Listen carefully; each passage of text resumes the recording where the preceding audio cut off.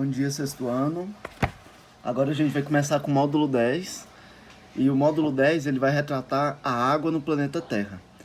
E na página 533, todo mundo segue aí, eu vou fazer uma leitura. Caso tenha dúvida, é só chamar no meu WhatsApp, ok? Então, a leitura do trecho é uma notícia que está titulada como Astrônomos encontram água em Superterra, localizada na zona habitável. Então, uma das pesquisas feitas a partir de dados coletados pelo telescópio espacial revelou pela primeira vez vapor de água na atmosfera de um planeta que está localizado na região conhecida como zona habitável, ou seja, que possui condições mínimas para o possível desenvolvimento de vida. E essa descoberta, ela foi anunciada nesta semana por dois estudos independentes que vêm de anos de observação do exoplaneta. Esse exoplaneta é o K2-18b, que é o da figura aí que eu estou mostrando para vocês. Ele é considerado uma espécie de subterra, que está a 111 anos-luz do nosso sistema solar. Anos-luz é a mesma coisa da gente falar como uma unidade de medida que corresponde à distância percorrida pela luz em um ano. Então, o K2-18b ele foi descoberto em 2015 pela sonda espacial de Kepler, e lá é concentrado 8 vezes a massa da Terra, o que significa que é uma gigantesca geleira, como Netuno, ou um solo rochoso com uma atmosfera rica em hidrogênio. A órbita do planeta é 7 vezes mais próxima de uma estrela do que da Terra e do Sol. Porém, como circula em volta de uma estrela vermelha fraca, há uma chance de que seja dentro da zona habitável. Astrônomos acreditam que o K2-18b ele possa ter uma temperatura equilibrada entre 73 graus a 46 graus Celsius. Então, este planeta é o único fora do sistema solar que tem a temperatura correta para suportar água, tem atmosfera e também dentro dele tem água, tornando este planeta o melhor candidato à habitabilidade que conhecemos agora, declarou o astrônomo da Universidade de Londres e o autor de um dos dois estudos. Então, embora a existência de vida em outros planetas não tenha sido comprovada pelos cientistas, a presença de água em estado líquido e gás oxigênio é uma das condições consideradas essenciais para o desenvolvimento da vida. Então, por isso, a descoberta informada na notícia parece tão promissora para a sociedade dos cientistas. Então, a Terra ela apresenta água e diferentes estados físicos. Então, neste módulo, estudaremos a presença de água no planeta e a importância desse recurso para a nossa vida. E para dar continuação, a gente vai falar da distribuição da água no nosso planeta. Então, aproximadamente 70% da superfície da Terra ela é constituída de água. Os 30% que, para completar os 100%, os 30% que faltam, eles são constituídos de solo e também de rocha, que formam continentes e ilhas. A água é, portanto, uma das substâncias mais abundantes do planeta, e elas podem ser encontradas no estado líquido, como os rios, no estado sólido, como nas geleiras, que está na figurinha aí que eu estou mostrando para vocês, e no estado de vapor, como na atmosfera. Pessoal, a maior parte dessa imensa quantidade de água está presente nos oceanos, e ela é rica em diversos sais minerais. Por isso, ela é chamada de água salgada. A gente pode observar nesse gráfico aí abaixo que 97% de toda a água do planeta Terra ela é salgada, e por isso ela não pode ser consumida diretamente pelo ser humano. Já a água doce é aquela que contém poucos sais minerais dissolvidos dentro dela, e ela é encontrada principalmente em geleiras, em lençóis subterrâneos, rios e lagos. E ela é aquela que usamos para beber, produzir e preparar os alimentos e para a higiene pessoal e de objetos, como lavar roupa, lavar alguma vasilha, na lavagem de qualquer outro tipo de objeto. E esses dados eles revelam que, embora haja grande quantidade de água no planeta, apenas parte dela ela pode ser aproveitada para o consumo humano. Isto é, um dos motivos pelos quais a água ela deve ser utilizada de maneira consciente, evitando-se o desperdício e a poluição dos recursos hídricos. E quando a gente fala de desperdício, a gente fala desde lá, quando a gente está tomando banho, quando a gente vai lavar o cabelo e vai esfregar o cabelo e está soltando aquela água que não vai ser necessária por enquanto. Então fecha a torneira, ou quando a gente vai estar lá escovando os dentes. A gente escova os dentes e às vezes tem mania de deixar a torneira ligada. Então tem uma consciência de estar usando essa água. Porque apesar de a gente ter água em abundância, as águas que a gente usa e que a gente consegue utilizar ela tem menos frequência do que a água salgada que a gente vê que tem mais abundância, certo? A água e os seres vivos. Então, pessoal, a água ela está presente no estado líquido em maior ou menor quantidade, certo? E no corpo de todos os seres vivos e nos alimentos que consumimos também existe uma grande porcentagem de água dentro do nosso corpo. E a quantidade de água que o corpo de um ser vivo varia entre outros fatores, de acordo com o ambiente em que eles vivem. Então, se a gente que vive, independente se for um animal ou planta que vive fora da água, ela vai ter uma porcentagem bem menor do que um indivíduo que vive dentro da água. Vocês vão ver agora adiante. Seres aquáticos, em geral, eles apresentam quantidade maior de água no organismo do que os seres terrestres, acabei de falar. E o caso das águas vivas, que é esse animal aí que está aí na figura ao lado. Ela possui 90% do corpo composto por água. E o corpo de um ser humano adulto, ele apresenta em média 75% de água em sua composição. Então, tudo que contém aqui dentro do nosso corpo, 75% dele, a gente pode considerar que é água, certo? Diferente de uma água viva, que é 90%. Então, olha essa diferença. A água ela desempenha funções importantes nos organismos, como transporte de substâncias e a regulação de temperatura no corpo e a eliminação de substâncias tóxicas. Então, tudo isso só ocorre porque a gente tem a água, ela em estado líquido, que ela vai conseguir fazer toda essa transformação, toda essa eliminação de substâncias tóxicas dentro do nosso corpo e também para levar os nutrientes para todo o nosso corpo. Assim, exigir bastante água é fundamental a gente estar ingerindo água durante o dia a dia. Para o bom funcionamento do nosso corpo, sobretudo em dias quentes e após as práticas de exercícios físicos, quando o organismo ele tende a perder mais água para o ambiente onde a gente está. Então, se a gente está fazendo um exercício físico, se a gente está fazendo qualquer outro tipo de coisa que vai ter o gasto de energia e que a gente vai estar perdendo, perdendo essa água pelo suor ou quando a gente vai fazer xixi, urinar. Então, a gente tem que estar repondo essa água no nosso corpo, certo? Então, a quantidade mínima de água necessária, ela varia de acordo com a idade e o peso do indivíduo, além de fatores como o clima e a umidade do ar do local onde você vive. Coloquei essa figurinha aí só para a gente relembrar um pouquinho sobre o que a gente já veio falado, né? Então, a água ela é encontrada na natureza em 3 estados físicos, né? Sólido, líquido e também no vapor. Assim como outras substâncias, ela pode passar de um estado físico para outro. Então, se ela é líquida, ela pode passar para o estado sólido e também passar para o estado que é a vaporização.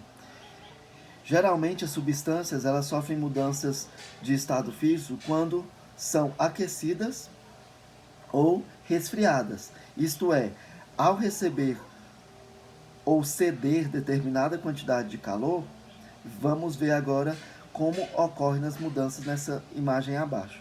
Então, a água que estiver no estado sólido, ela vai estar aí, ó, abaixo de 0 graus, e quando ela entra em fusão e passa do sólido para o líquido, ela está entre 0 a 100 graus Celsius. Mas já para essa água em estado líquido, ela entrar em vaporização, ela começar a vaporizar, ela tem que estar acima de 100 graus Celsius. Então, quando a gente ferve a água, que ela começa a borbulhar e começa a diminuir a quantidade de água que está dentro da panela lá, quando ela começa a entrar em vaporização, que ela vai sair do estado líquido para o estado do vapor, ela vai estar acima de 100 graus Celsius. Então aí a gente consegue ver uma fusão e a vaporização como ocorre. Agora, do estado de vapor para o estado líquido, ela passa a ser condensação. E do estado líquido para o estado sólido, ela passa a ser solidificação. Então a gente fala, quando a água passa do estado vapor para o estado líquido, a gente chama ela de condensação, igual aí na figura abaixo. Já do estado líquido para o estado sólido, solidificação. E quando ocorre diferente, quando ela está no estado sólido que ela vai para o líquido, ocorre uma fusão. E quando é do líquido para o vapor, ocorre a vaporização, ok? E o ciclo da água, gente? Olha que interessante. Na natureza, a água ela pode passar por diversas mudanças de estado físico. Essas mudanças possibilitam a ocorrência do ciclo da água ou ciclo hidrológico. Ao longo desse ciclo, a água ela passa por rios, por mares e pela atmosfera, pelos solos e pelos seres vivos. Veja essa figura aí abaixo. Em que estado representado, de forma simplificada, o ciclo da água e acompanhe pelas numerações e descrições no texto. Então, a água no estado líquido em rios, lagos e oceanos, ela é aquecida pelos raios solares e, ao ganhar um calor, ela passa do estado líquido para o de vapor. E a água em estado de vapor, ela não é visível e ela faz parte da atmosfera. Então aí a gente vê o número 1 aí, ó. Deixa eu colocar o infravermelho aqui para vocês verem. Então aqui a gente consegue ver o número 1. E quando o vapor de água ela entra em contato com uma massa de ar frio ou atinge maiores altitudes, ele perde o calor e a água ela condensa. E na atmosfera, a água condensada, que entre parênteses é em estado líquido, né? A água em estado líquido, ela origina as nuvens. Então aí a gente vê o número 1, a vaporização, e a água vai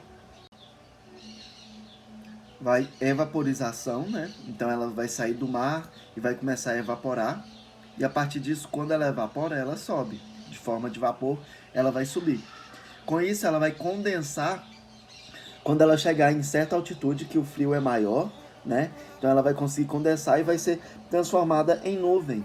E à medida que o vapor de água ela é condensada, as nuvens elas vão ficando cada vez mais cheias de gotículas de água. E quando as nuvens estão muito carregadas, as gotas de água elas caem na forma de chuva, que é essa parte 3, que é chamado de precipitação. Então, quando as nuvens carregadas começam a cair gotículas de água, que é a chuva, acontece a precipitação, que é a chuva. E parte dessa água das chuvas, elas retornam para os rios, para os lagos e também para os oceanos. E parte se infiltra no solo e forma os lençóis subterrâneos, que é o número 4 aí, ó. Que aí a gente tem as infiltrações e forma esses lençóis subterrâneos, que são os aquíferos, né? Que aqui no Brasil a gente tem o aquífero Guarani, que é um dos maiores lençóis subterrâneos que a gente tem hoje em dia. E os seres vivos, eles também participam do ciclo da água, né? Eles absorvem a água bebendo e ou obtendo essa água nos alimentos. E os animais, eles devolvem a água ao ambiente na forma de vapor por meio de fezes e da urina, e também pela respiração e pela transpiração. Já as plantas, elas eliminam parte da água na forma de vapor, pela transpiração e pela respiração. Então, como vimos, embora seja invisível o vapor de água, ele tem um papel fundamental no ciclo da água, certo? E ele chega à atmosfera em consequências de evaporação da água de rios, lagos e oceanos e da respiração e transpiração dos seres vivos.